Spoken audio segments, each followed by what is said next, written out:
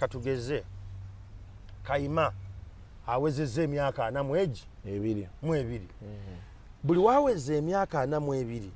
n'atunuulira banne abali wansi w'emyaka 42 bye bakoze naye nga tannabikola n'atandika oppakuka be bantu b'osanga ng'alina omululu ku ssente mukuba ddiiru ng'alina kuwa obukadde bwobuna n'agamba twala 5 ssente mugenda zikozesa ki mu abaana abato kuba alina kyayagala okugatta ali mu middle life crisis alaba obudde bugenda tannazimba omanyi ebyo bintu biri wano nno mu Uganda kankusese omuntu okulowooza nti ku myaka bwegiti nteeka okuba nga nzimbye ku myaka bwegiti nteeka okuba nga mpasiza it is only in Uganda and Africa and I think naye mu nsi ezikulaakulanye omuntu asobola n'oweza emyaka 5 ng'akyapangisa ndiizoka with it n'agamba ngenda kufuna mortgage yange nja gisasula mpola mpola kati middle life crisis efe gye tulina wano mu Uganda erina weetuteeka ne tutandika okupakuka ne twagala okulagako emboozi abavubuka zibanyumya buli kaseera buli omu kati yayiga kwogera faamu wankubidde ku weekend nga ndi ku faamu tutwale ku faamu naye emboozi ya faamu yantama nako emboozi ya faamu Kyamagero ate nga kyoyogera kyekituufu olumubuuza tutwaleko ku faamu yo ng'awadda mu luzungu oluba n'omukolo n'omugamba waaye wangamba olina faamu olina enkoko biki mbadde njagala nkuwagire mpeerezaayo enkoko 10 sente meka ne kankwereza ennamba y'onaakuwe takutwala ku faamu so emboozi ezo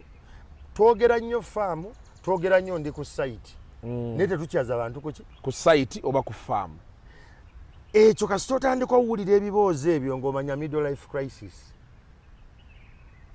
omuntu alina akatiba mwayita nti ayagala akulage nti newankubadde kasukumwe mutambulira ku sipiidi eno nze nange kwentambulira abantu abakola ebintu ebyabannaggwano oba ebintu ebitambula it's funny they don't speak yo beobeezaawo no kati gwosobola okubira Habert essimu nomugamba Habert njagala kusingana nadda mu byafaamu agambi kanzijaawo kubanga ye kali yakabuukamu dda akattu ali comfortable balinga batalina mmotoka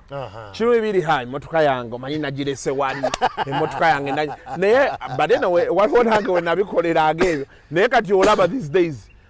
I can park my car somewhere neninya border the whole day kati lulinga obeera oti abajja gamba kasuku talina mmotoka takola ki you know those things but now I think it's obeera oli contented otuuka n'okkiriza we nali nkyavuga Honda agaga Kyamagero emotoka gyavuga and I was like yeah gyenvuga oyagala nvuga eriwa kubanga goyagala ntambule ku speed yo ntumise Lexus oba Benz oba Kia but I can't afford it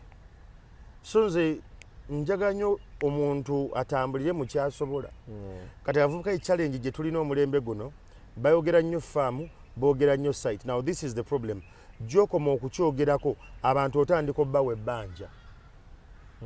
muntu n'agamba nelinda omusajja yatandika okwogera kuzimba ennyumba y'emyaka 8 emabega naye nga tasenguka waawo wapangisa because abantu tebeerabira kati batandika okujjamu obwesige era lw'okubya eddiiru n'ogula bw'oti ettaka ery'amaanyi nga bonna olyoka obakuŋŋaanya ng'obatwalayo